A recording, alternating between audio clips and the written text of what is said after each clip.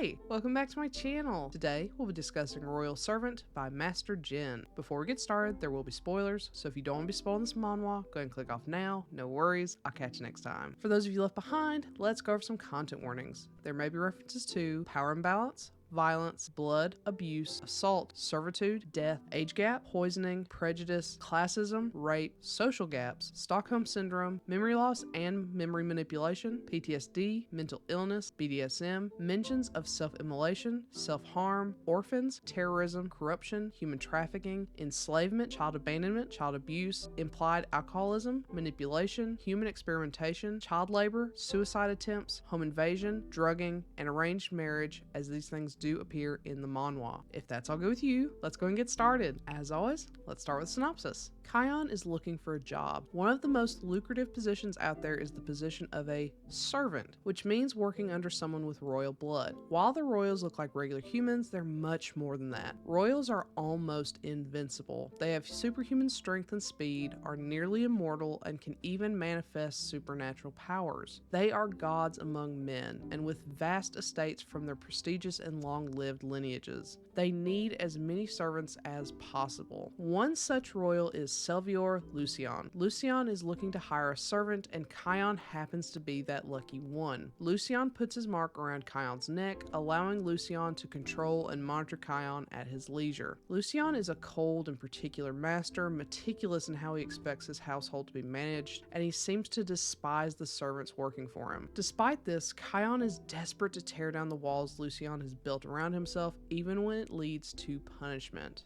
While Lucian and Kion struggle with their relationship as master and servant, a group of creatures known as Zeros are popping up everywhere, threatening the lives of everyone around them. As Kion's devotion to his master grows, so too does the threat of the Zeros. While this is the same artist from Angel Buddy, this particular work is older, and the first couple of seasons give off a completely different style. The art gives monstrous heart vibes. Really, it just gives overall Manhua vibes, which often features super soft coloring with pretty though consistent styles. This is no exception, though it's a manhwa rather than a manhua. I'd say it starts out cleaner and gets more consistent much faster than in Monstrous Heart, so if the art turned you off in Monstrous Heart, this is a better version of that. Plus you get full-on sex, which is a huge win as far as I'm concerned. It's primarily pastels, which are nice on the eyes and make the darker colors stand out, often creating a striking contrast such as what you see in the cover. By season 3, it's very much Angel Buddy art, which is always a joy to see. It's good from the beginning and gets even better toward the end.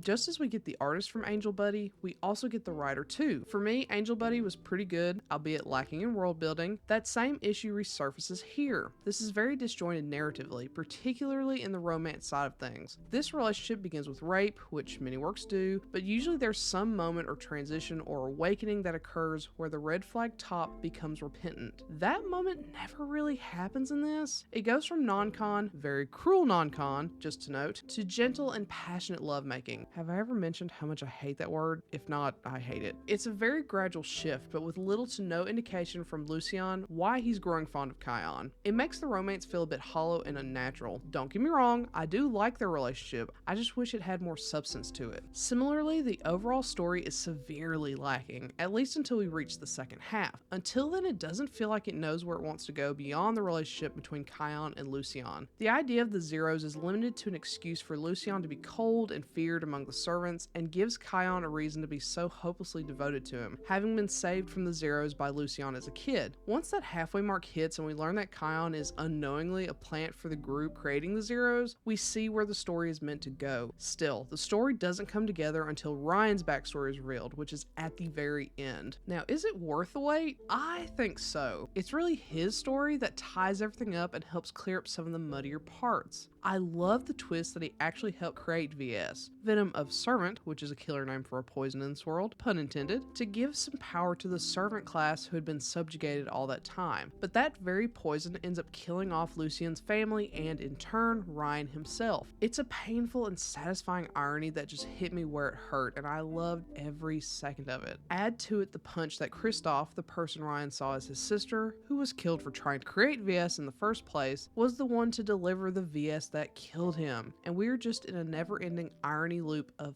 pain. This whole segment was my favorite for sure. With all that being said, one of the best parts about reading something from the same artist and author in this case is to see the evolution in their art and storytelling. This pair is no exception. This is a disjointed story that doesn't find its footing until halfway through, but once it does, it finds its groove. Same with the art. This isn't the perfect fantasy BL out there, but it really shows all the potential that eventually led to Angel Buddy. It's a worthwhile perusal into a vague fantasy world full of spice and a bit of action, but more importantly, an amazing transformation and journey for the writer and artist honing their craft. It takes a while to find its footing, but it does, leading to some fantastic moments. So, have you read Royal Servant? If so, what do you think? Do you agree with my assessment? Do you not? Let me know and comment below. Otherwise, I'll catch you next time. Bye!